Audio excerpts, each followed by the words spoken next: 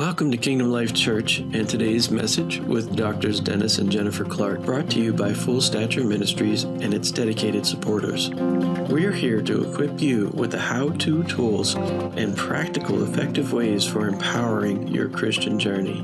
Join us as we explore teachings that bring healing through forgiveness and ignite transformation in both individuals and families.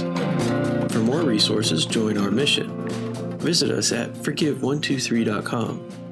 Let's embark on this journey together. Good morning, everybody. Welcome to Kingdom Life Church.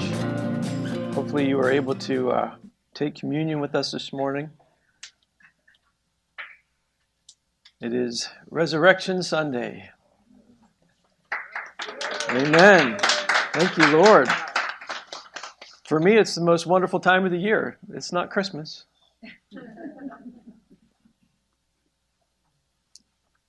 Actually, this time of the year holds a significant value to me personally, because I'm going to start out crying already. I'm sorry. Because at this time of the year marks a particular point on my map of my soul for the biggest turning point in my life. And now we're going back almost 13 years, but it feels like it was just yesterday in some cases, right? It's holy ground for me. This marks the time of my prodigal return, basically home, back not just to my dad's house, but to the Father. And I can't talk about Resurrection Sunday without remembering what Jesus did for me in my life. March 29th, so many years ago, my heart was unraveling. I was stuck in something I didn't know how to get out of. I couldn't see a way out. But what I didn't know, that Jennifer, my mom, my dad, were all praying this prayer for me to help me escape the trap that I was in. And it wasn't just hey, God, he needs some help. Why don't you help him out a little? This was like serious prayer time on their face before the Lord, that he would rescue me and there would be a turnaround, and he did. He did just that. I drove all through the night, starting out my 1,000-mile journey from where I lived in Kansas to my dad's front door. I was exhausted. I was beat down. I was strung out on, 6 or 8 different medications at that time. And as I drove around, I tried to find a place to stay because I couldn't make the trip all in one. I was so tired. I was in the middle of the night. If anybody knows my testimony at that time, it would have been hard for me to drive straight through, even though I wanted to. But I came across this really crazy town, and I was like done. I had to stop. I had to stay the night. Crazy town meaning it was Metropolis, of all places. I don't know if anybody's heard of Metropolis. Cartoons, comic books. Superman lived there. It actually is a real town in Illinois. I drove around looking for a place to actually stay the night, and I was amazed at all the town, like the whole town is painted in like not pastels, but in bright blues and reds and golds, like it's really. And so, I got out of the car when there was actually there's like a 15-foot statue of Superman right in the middle of the town. I was like, oh, it's cool though, God knew what he was doing for some reason. I had to laugh though when I was looking back. It's just one of those random thoughts that I had passing through while I was studying for today's message. And I don't think that actually is anywhere else in any writings that we've done or in my testimony, but it was kind of like a superpowered stop on the way to my entire life changing, right? And Easter came early that year, and that's why it's so this time of year so important for me, because it was, I don't even know, I think it was on the 31st that year. It was crazy early. You know how Easter floats. But I'll never forget it, because not just what it represents in history, as far as what Jesus did for us, which he's still doing it, is why it's so amazing.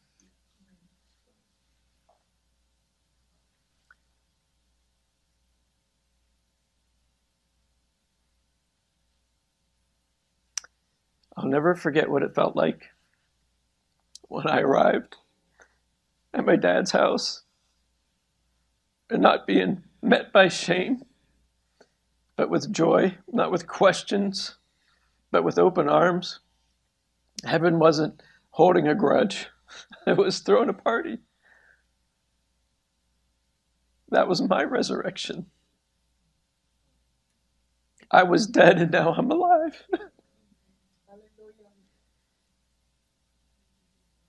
I could say that today, not just with the preacher's conviction, but with the son's awe and wonder. So I just want to say to everybody that's out there watching today, that's here in this room, if he did it for me, he can do it for you. There's no distance too far, no trap too tight, no stuck place that's too stuck, no road too broken, no person too broken. Jesus still raises the dead. He still calls prodigals home, and he still restores what shame tried to bury.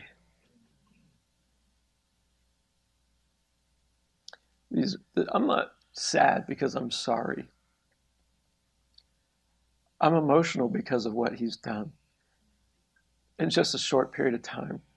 I literally wasn't here. I was here a little over a year before I was married. I mean, I can't even think how many people were in such bad shape that got their life turned around that quickly. It's amazing what God can do if you allow him, right? If you ever wondered that it's too late, or if you've missed it, or if you're too far gone, let me be the living proof that you are not. There's still a Father running down the road. There's still a robe and a ring waiting for you. There's still resurrection available for you today. Sorry, this is kind of my MO, if you're not used to seeing me teach. So as we step into this story together, I don't want you to just listen with your ears. Listen with your hearts. Feel it. The tomb is still empty. The shepherd is still calling his sons and daughters by name. So let's look at Matthew 21. And I know today is Resurrection Sunday. He is risen. Amen.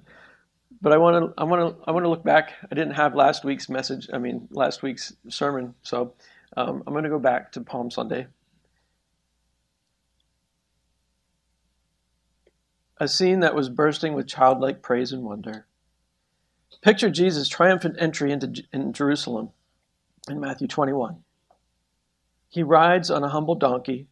The crowds gather, laying coats and palm branches on the road. Amidst the shouts, Hosanna to the Son of David. Blessed be he who comes in the name of the Lord. There's a special chorus ringing out. The children are joining in the celebration. Now fast forward a little bit to Jesus entering the temple courts. As he's just cleared out the money changers. That's how my wife knows Jesus. He's the table flipper. I think she relates to him as a table flipper more than anything. We like justice, right? Jesus enters the temple courts. He just cleared out the money changers' tables. He's healing the blind and the lame. Imagine the buzz in the temple. Astonished onlookers whispered questions. And then rising above the murmurs, the voices of the children can be heard. And this is what got me when I was reading this portion of Scripture. The children saw him first. I mean, the children could see him. Even they could hear him. They responded, and they were the ones that continued to sing Hosanna, save us. It wasn't just a Hosanna. You look at Hosanna, and it's like usually like a praise and worship, attitude.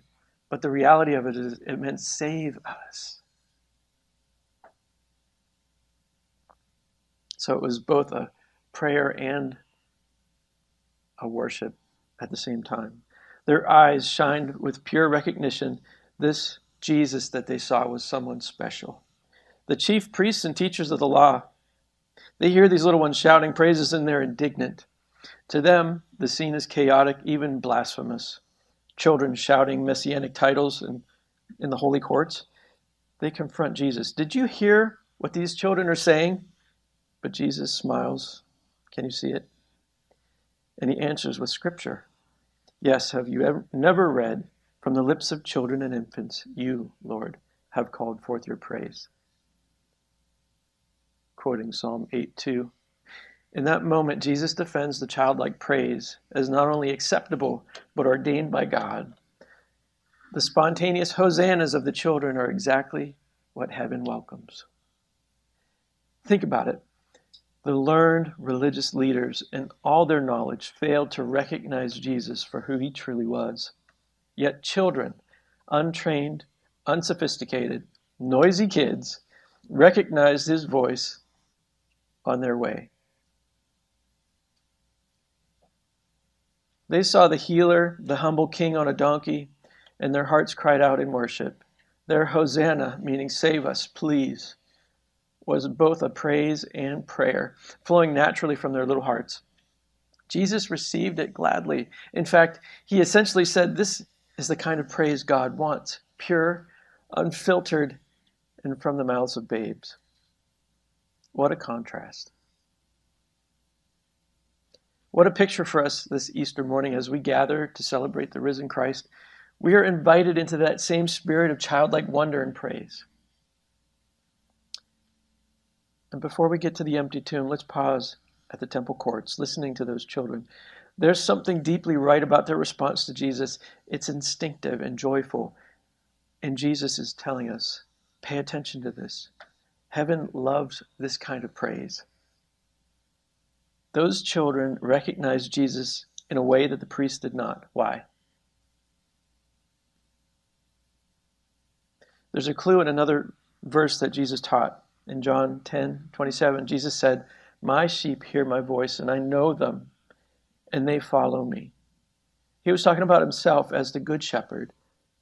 I think he was a great shepherd. And us as his sheep. It's a beautiful, tender metaphor, that one that carries deep meaning, especially when we understand a bit about the real life shepherds back in Jerusalem and their sheep. Picture this, a shepherd standing on a rugged hillside as the sun begins to set, his flock of sheep scattered over the grass. He gives a call, a unique sound, perhaps a special whistle or a familiar shout. Immediately, heads pop up across the pasture. Dozens of sheep turn towards that familiar voice. They know their shepherd is calling. The flock begins to move, trotting eagerly after him. In the Middle East, shepherds have the practices for centuries. Unlike in Western countries, where they have been, they drive their sheep and they drive their cattle and everything from the back. Shepherds in Jerusalem, what? They led their sheep by their voice. They follow freely because they know and they trust the shepherd's voice. They won't respond to a stranger's voice, and we've talked about that before, how cool that is. They won't respond to a stranger's voice. In fact, if someone else tries to mimic the call, even really closely, the sheep ignore it, or they even run away. Studies and observations confirm this really incredible ability that sheep literally distinguish the voice of their shepherd from all others. The shepherd often names each sheep, even if they have a large flock. It was very common to name each of these sheep. I thought that was really cool and a lot of work. He might have one call for moving out or another sound for feeding time, and his flock learns those sounds. It's not just about audio cues, but it's about relationship with the shepherd. The sheep know that voice, and it means safety, it means provision, it means familiarity, it means care. There's a remarkable true story, and I've probably heard of it. It's been around a while, but in World War I, a group of Turkish soldiers tried to steal a flock of sheep from a hillside near Jerusalem. And as they began to drive the herd away, understand driving away, the rightful shepherd woke to find his flock being driven off by strangers. And what could he do? One-armed shepherd against all these soldiers. Instead of fighting, he simply stood at the distance and cupped his hands around his mouth and gave his unique call. The same call he used every day to gather his sheep. What do you suppose happened? One by one, the sheep heard that familiar voice. They stopped in their tracks, they turned around, they ran back to their shepherd, defying the soldiers who could not stop them. The soldiers had no power to keep the sheep because the sheep would not follow a stranger, and they would not be pressed to go in a different direction. Jesus, the Good Shepherd, he said, I know my sheep, and my sheep know me, and I lay down my life for the sheep. In John 10. He also said, no one will snatch them out of my hand. And when you belong to Jesus, when you have learned to recognize his voice and the enemy cannot ultimately steal you away, you will always hear your shepherd calling you back. You will always, once you've heard his voice, you will always hear it if you listen. Isn't that powerful? Think about this. My sheep hear my voice. It speaks of intimacy and recognition. If you've ever seen a baby recognize the mother's voice, I used to call Gwen the baby whisperer. She could tell when it was a cry that, oh, I messed my pants. Oh, I'm hungry. Oh, there's something really wrong. I'm in pain. And all I heard was wah, wah, wah. I was always amazed when she had she had the amazing, it's just awesome the way. And Jesus, he's just like that though.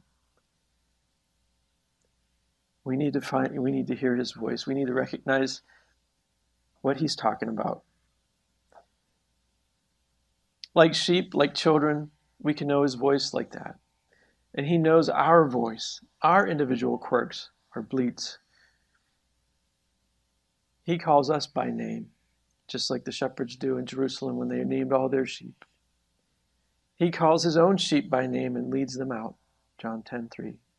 He knows your name. He hasn't forgotten you. He's leading, not driving.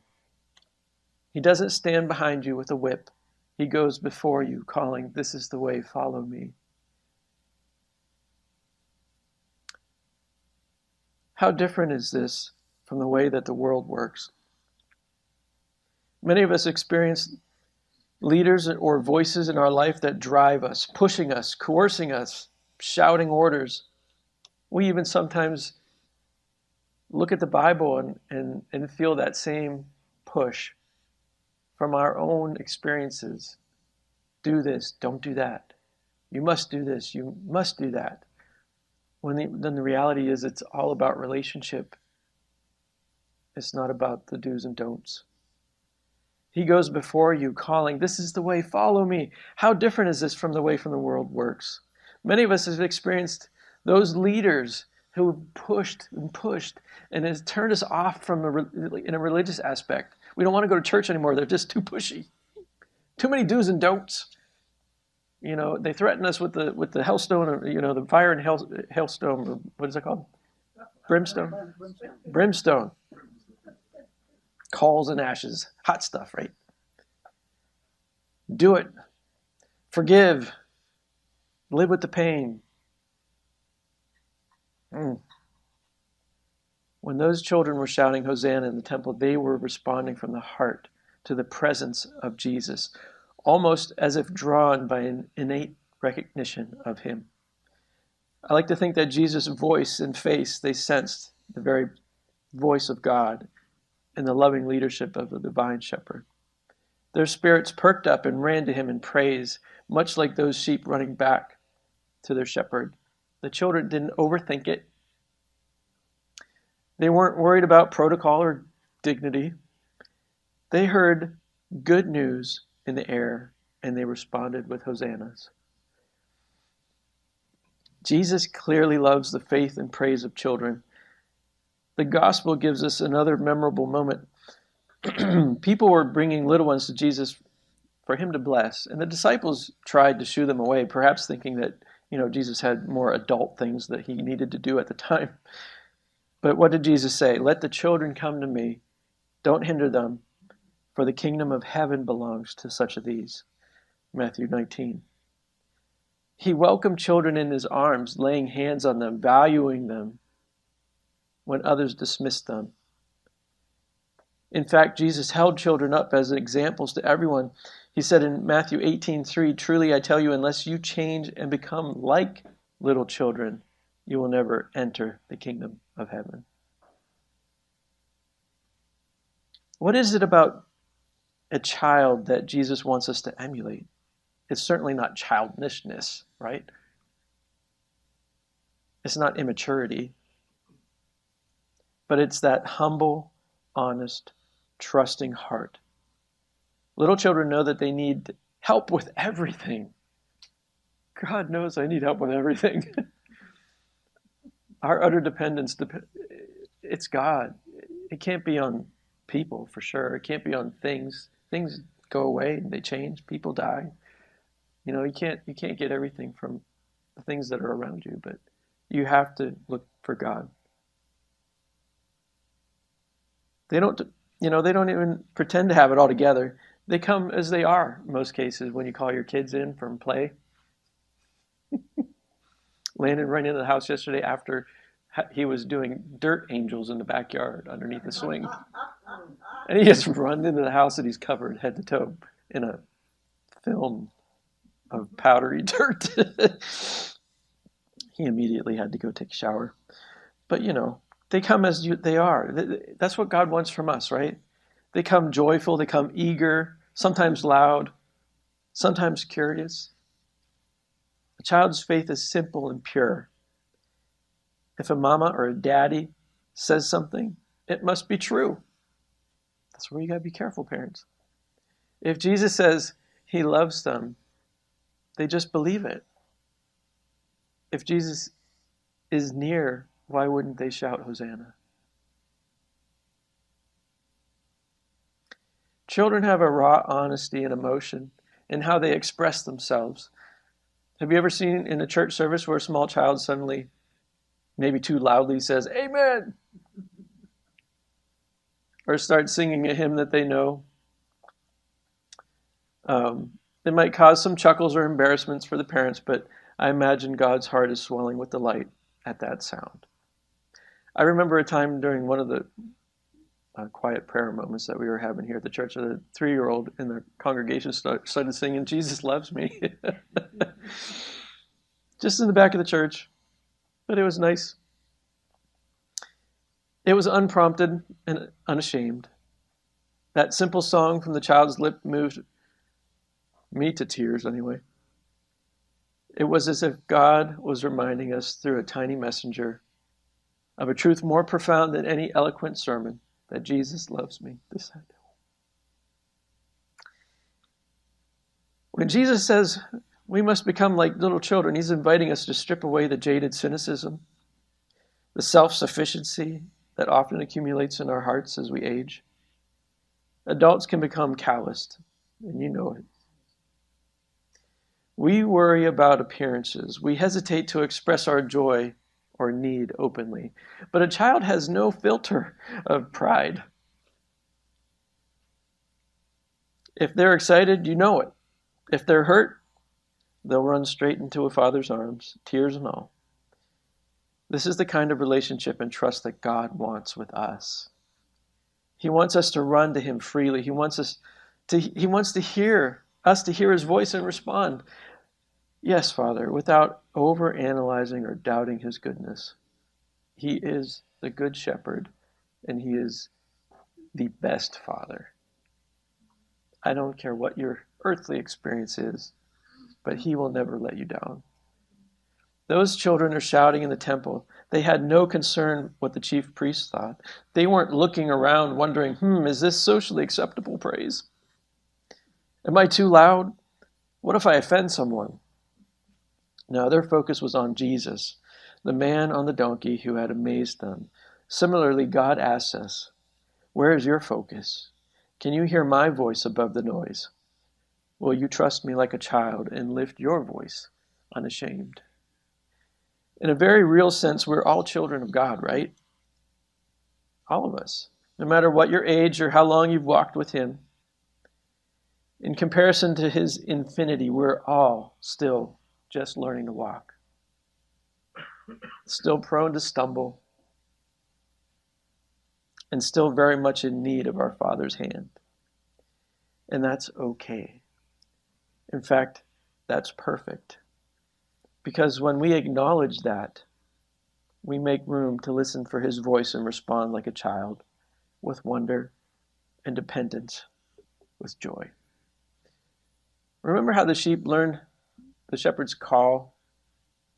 They do it from a very young age. Likewise, when we are born again into God's family, we start learning the voice of Jesus from our spiritual infancy.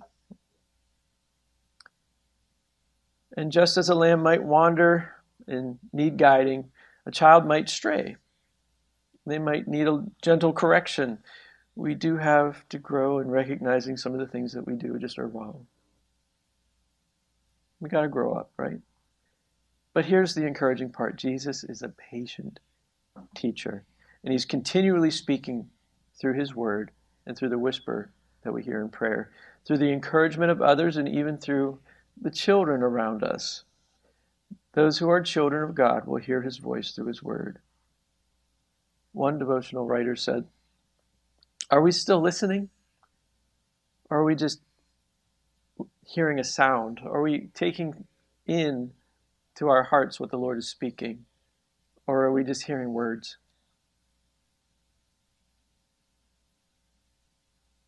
All of this builds to a glorious invitation for us this Easter to reclaim our childlike wonder and lift up our hosannas once again. Jesus rode into Jerusalem 2,000 years ago, and the children sang His praise.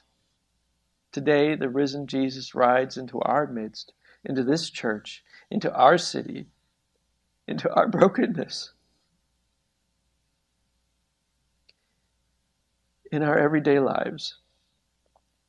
And He's still worthy of that same honor, is He not? The question is, will we recognize Him and respond? Are we going to let those rocks cry out in our place?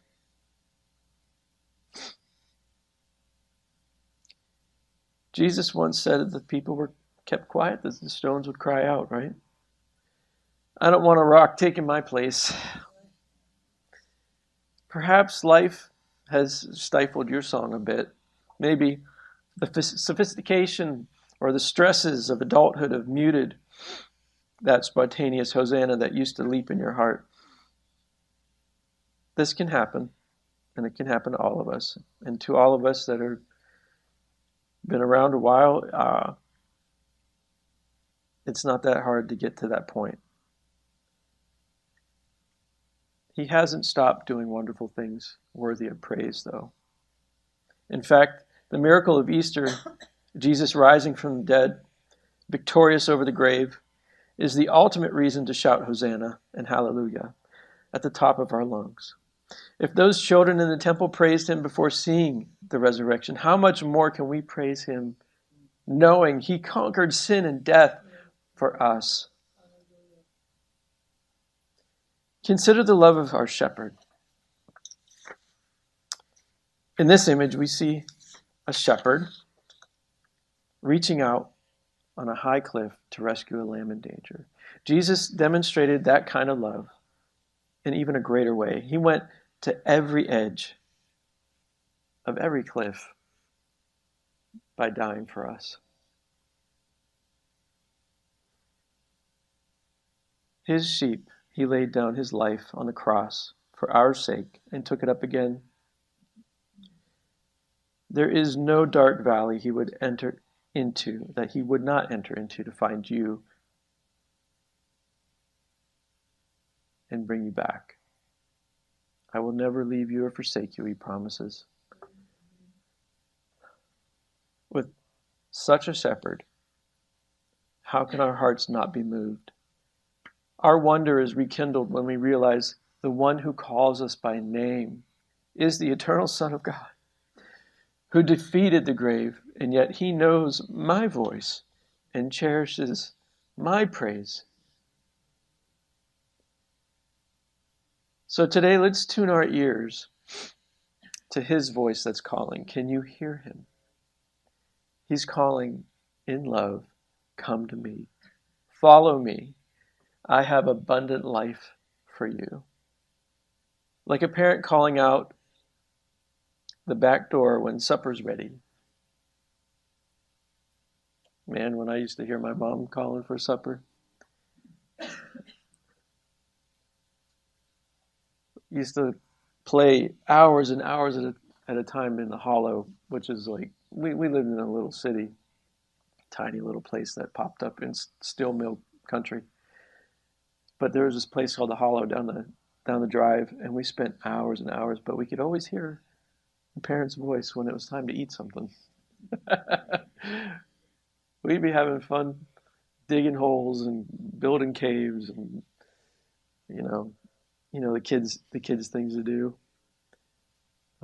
Sled riding down a 45-degree angle, and at the bottom of the bottom of the hill was a short distance and then a freeway. One time they were driving past, and my mom was like looking out the window, and she's like, "Would that be our kids on that sled?" Nah, they can't be that silly. Yeah, that was us going 150 miles an hour down these giant hills. Anyway, we spent so much time out there, but we never not heard the sound of our parents' voices when they called. Because if they did, it was either we're ready for food or we're really in big trouble. And anyway, can you imagine what it would be like if everybody in here, our entire church family, spent time, trying to develop that in our own hearts, that childlikeness, right? Not childishness, but that awe and wonder, and bringing it back to the reality that we have in the relationship with him. Just, Lord, I don't know what you're going to do. Well, Lord, I lost my job. I don't know what you're going to do, but I know that you're a good God and you take care of me. I don't know what you're going to do. Show me. Like, instead of just, getting piled under the pressure and thinking getting stuck in the brain, the fat brain, remember? That kind of worship, though, would be contagious. I think that if we all had that and prayed for that, that openness and that softening of our hearts. We've had so many things over, a period of our life, no matter how old you are and how long you've been in the church, there's things that have just gotten away from the raw tenderness that we can have before the Lord. And I think that he's really calling us back there. I'm writing this book for children. Well, I'm writing this book for adults so that they can help children dig up bitter roots, so that we can stop some things that are growing, that are detrimental, and setting them on the right course as far as. And so children have been on my mind a lot. And so when I read the scripture in Matthew 21, I was looking at how the children responded. And what did Jesus say about the children? Because the reality is, it's like I said, we are all children. And he calls us to be that way. To just believe. Only believe. I started a big thing in 2017 when we had the teaching of the replaced life. It was one of the things that I talked to Dad about before he got it hit with the revelation of the replaced life was only believe, just believe. And it hit him like a ton of bricks. But that's where Jesus wants us. He wants us back that way. Just believe. There's nothing to it. Nothing in the way. Just worship. He's still listening. He's still leaning in to hear the voices of his sheep. Your voice. Your praise matters to him, just like he welcomed the hosannas of the children in that day.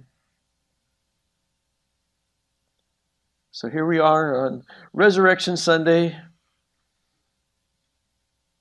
Jesus is our good shepherd. He's right here among us, in us, alive, full of mercy. He's still calling us by name, still speaking gently through his Spirit, his word, inviting us to trust him all over again.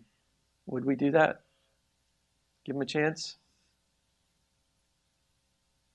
He's still walking into homes. He's still walking into families. He's still walking into cities. Not on a donkey this time that symbolized peace, but as the very Prince of Peace himself. Moving through his people, through you, through me, through simple acts of love that reflect his nature. And yes, he's still drawing children. I truly believe he's stirring the hearts of the youngest and the ones among us that are not that old. But I think that it's nothing short of holy. If you watch any of them, and I do often, it starts with the youth. Did you notice? Any of those big breakouts, there's spots all over the United States, other countries. A lot of times it starts with the youth. The ones that are just, they don't have all that stuff piled up, against God. They weren't jaded by religion or weighed down by performance. They were just hungry for something real, and that's usually what happens when the revival hits. Let's not get in their way. Let's bless them. Let's watch them. Let's even learn from them. Amen? I've learned a lot from my kids.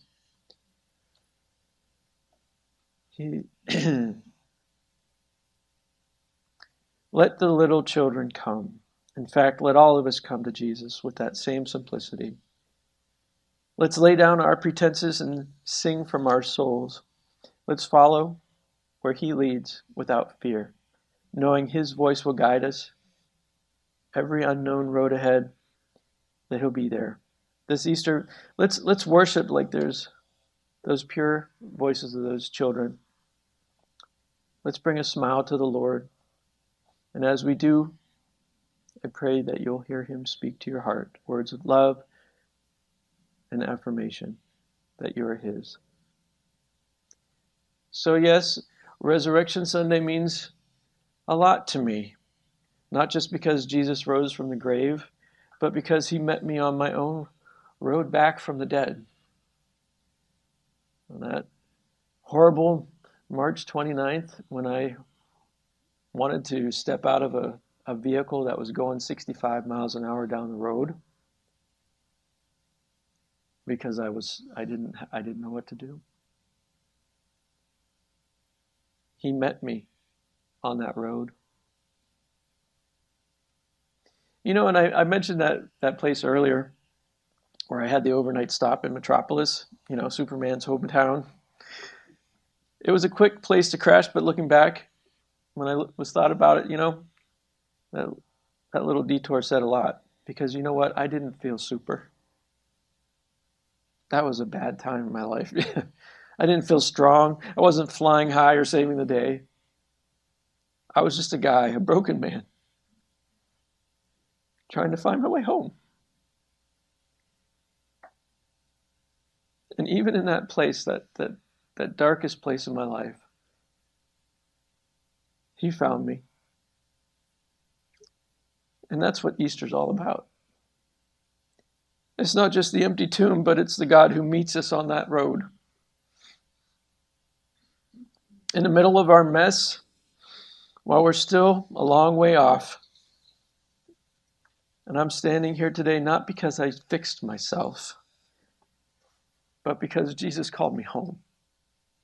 He called me my name. He led me out. He lifted me up. And I just need you to know that He's still doing that. So maybe you're somewhere on that road today. Maybe your soul's been heavy. Maybe your joy's gone quiet. Maybe your praise has been muted by disappointments or shame. But He is still calling. The shepherd still knows your name. The same God who raised Jesus from the grave is still raising hearts today. So on this Resurrection Sunday, let's reclaim our song. Let's recover our Hosanna. Let's stop trying to be strong and just follow the voice of the one who leads us home. He is risen, and He's still running towards you. Amen. Let's pray.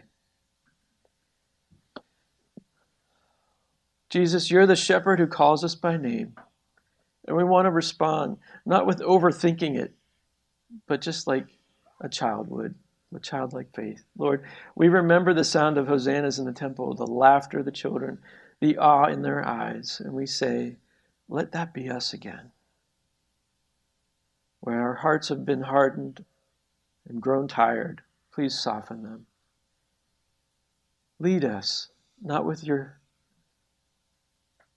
pushing, but with your presence.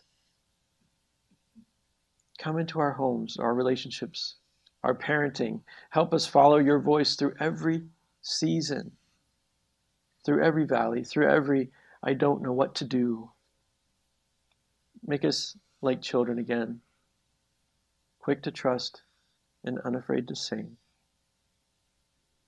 We wave our palm branches this day of praise for you, whatever that looks like for you. Hosanna, save us now and teach us to sing again. In your name, amen.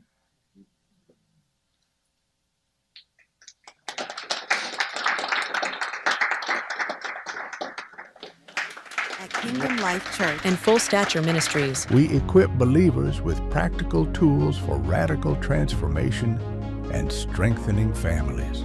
your generosity fuels Christ-centered teachings that emphasize love, acceptance, and forgiveness.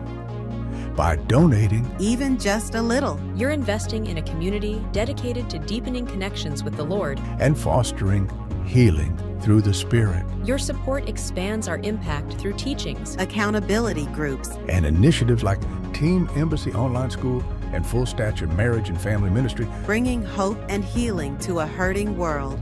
Join us in this mission. Visit Forgive123.com and be part of this life-changing journey. Together, we can transform lives and unite families in God's love. Thank you for your support.